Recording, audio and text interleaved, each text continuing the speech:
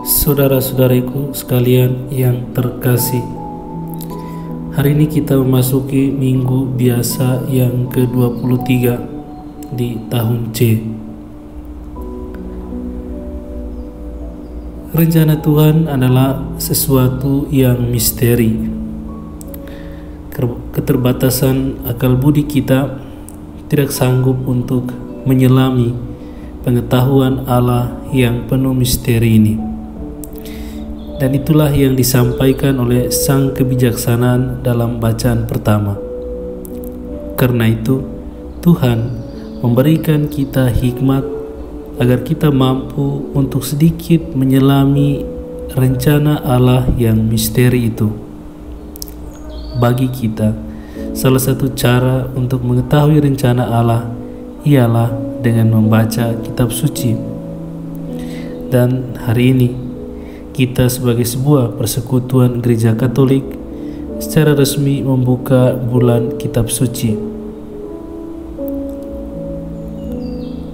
Mungkin di tempat lain mereka sudah membuka bulan kitab suci pada tanggal 1 September.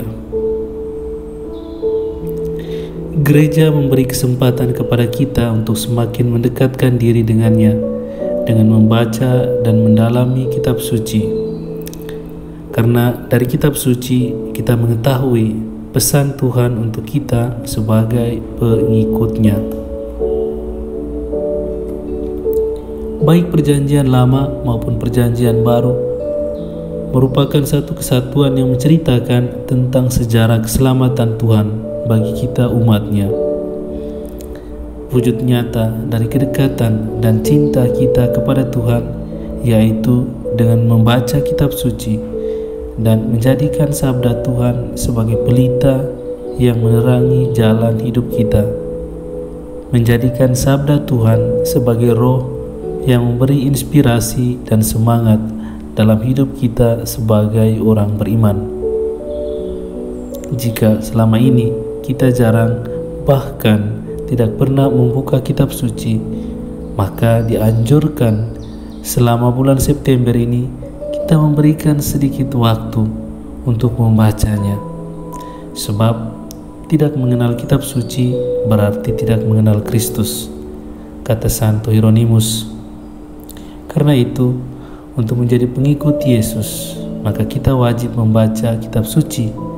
Sebab dari sanalah kita bisa memahami apa yang menjadi rencana Allah, apa yang Allah inginkan agar kita bisa menjadi pengikutnya yang setia dan sejati.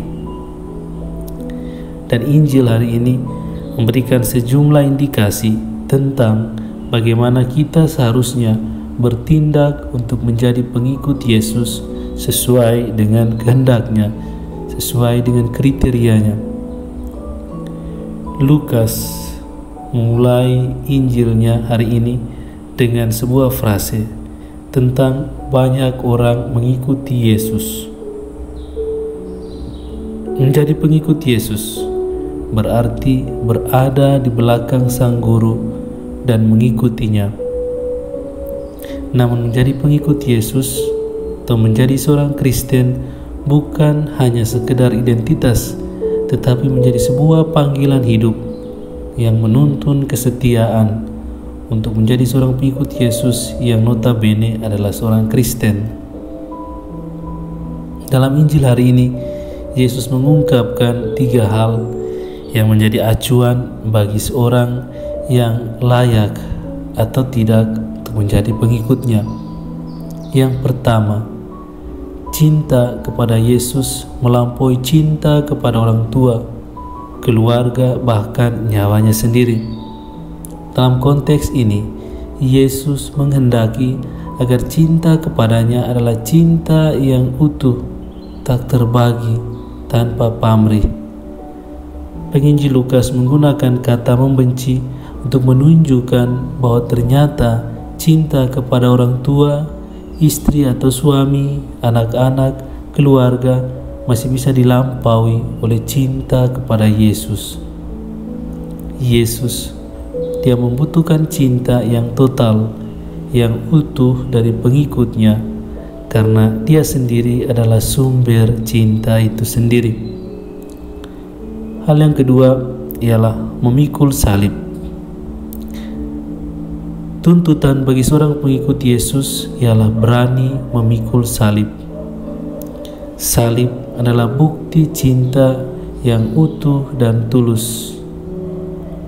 Yesus, Ia telah menunjukkan hal itu dengan memikul salib, bahkan wafat di salib demi cintanya kepada dunia, demi untuk menebus dosa-dosa manusia.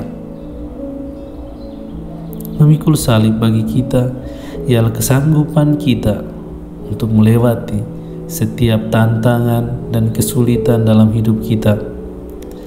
Tantangan dan kesulitan yang kita alami tidak menghalangi kita untuk semakin dekat dan semakin mengasihi Tuhan. Seringkali ketika ada tantangan, orang tidak lari kepada Tuhan, tetapi lari kepada hal-hal duniawi, misalnya minum mabuk, judi, mencuri, dan lain-lain. Hal yang ketiga ialah melepaskan diri dari kelekatan-kelekatan. Tuntutan lain bagi seorang pengikut Yesus ialah mampu melepaskan diri dari miliknya sendiri. Milik di sini tidak selamanya berarti harta milik, tetapi juga sikap-sikap yang tidak baik yang kita miliki. Misalnya egois, malas, acuh tak acuh, cepat emosi, dan lain-lain. Menjadi pengikut Yesus berarti kita sanggup membebaskan diri dari sikap-sikap negatif ini. Ketika kita bebas dari segala kelekatan-kelekatan ini, maka kita dapat menjadi pribadi yang bebas untuk semakin mengasihi Yesus. Dengan demikian, maka sebagai pengikut Yesus, kita dihadapkan pada dua pilihan, yaitu tetap mengasihi dan mengabdi dunia dengan segala kenikmatannya, atau berani melepaskan kelekatan-kelekatan duniawi yang membelenggu iman kita dan menjadi pengikut Yesus yang mengasihi kita dengan kasih abadi. Saudara-saudari sekalian yang terkasih, semoga Roh Kudus mampu membakar semangat kita untuk senantiasa mengasihi Tuhan, Sang Sumber Kasih, dengan terus membaca dan merenungkan firman-Nya. Selamat menyelami sabda Tuhan selama bulan September ini. Amin.